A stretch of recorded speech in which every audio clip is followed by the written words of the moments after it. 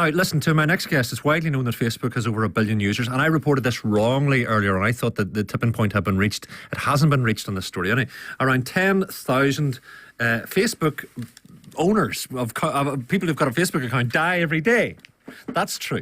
As according to the online news site The Loop, it means that at some point in the future, Facebook accounts belonging to those who have passed away may outnumber those who are alive.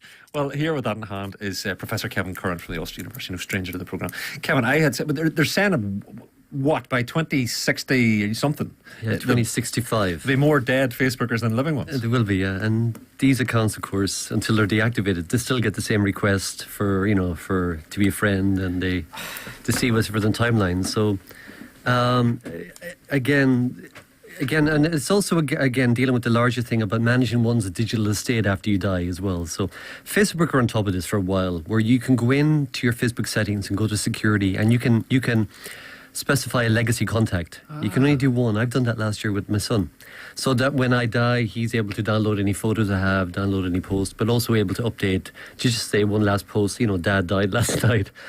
And see all your stuff? Well, not almost. No. It's he can download photographs, whatever's in the public. But like, for instance, it couldn't go in and look at your messages, for instance, your private messages.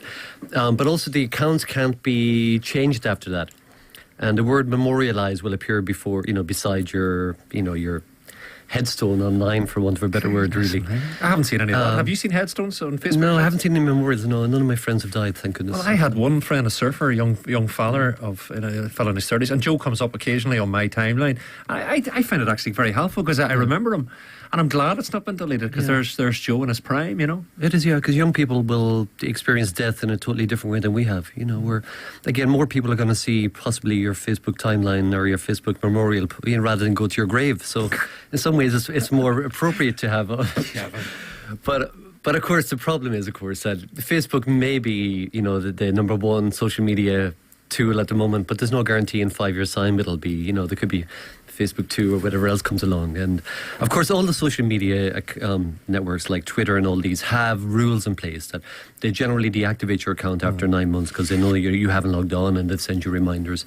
You can also set that setting yourself in your to be deleted once you die or whatever else. But to be able to access these, generally you have to contact Facebook or Pinterest or Twitter with a copy of the death cert of the person that you're trying to take the account over for, to change things or just update it. So, but but again, it's just, but it's more, the bigger issue is more about what happens when your partner dies and you've no access to your bank accounts, and maybe you've got things like what we call now is kind of online money, which is very important, and if you haven't released a password for that or where it is. So there are services out there where you can register all your social media accounts, the relevant passwords, so therefore if you die then, and you obviously can specify who the person is who gains access to this account once they prove that you have died. Yeah. So again, that's some way it makes it easier for them to access all the bank accounts, the insurance documents, and things that Of course, because you might have made a financial investment online.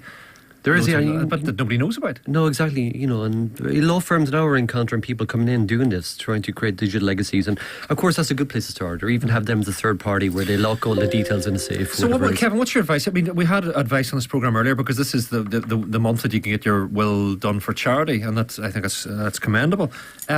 Should we start just with our lawyer, with our own will, and just put all your details of your stuff in there? If you want to get me Facebook, here's the password, all the rest. Or what would you advise? I would advise that. I mean, again, but we're so busy. How many people will literally go there? So I would look into these services but again, I would just sit back and really document all the accounts which are important that you would like your partner or your children to get access to.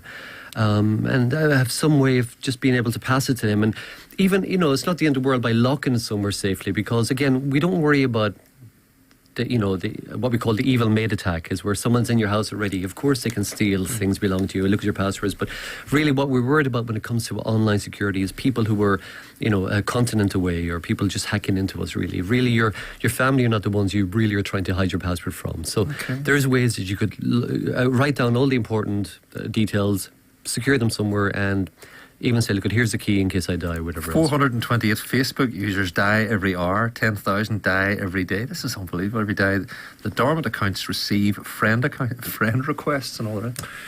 Goodness me, Kevin, it's almost like we should reconfigure the way we think about all of this stuff, it must be like every week, every day, but probably in your case. I mean, it's changing so quickly, isn't it? It is, yeah. I mean, it's only 10 years since YouTube appeared. You know, it's a household name.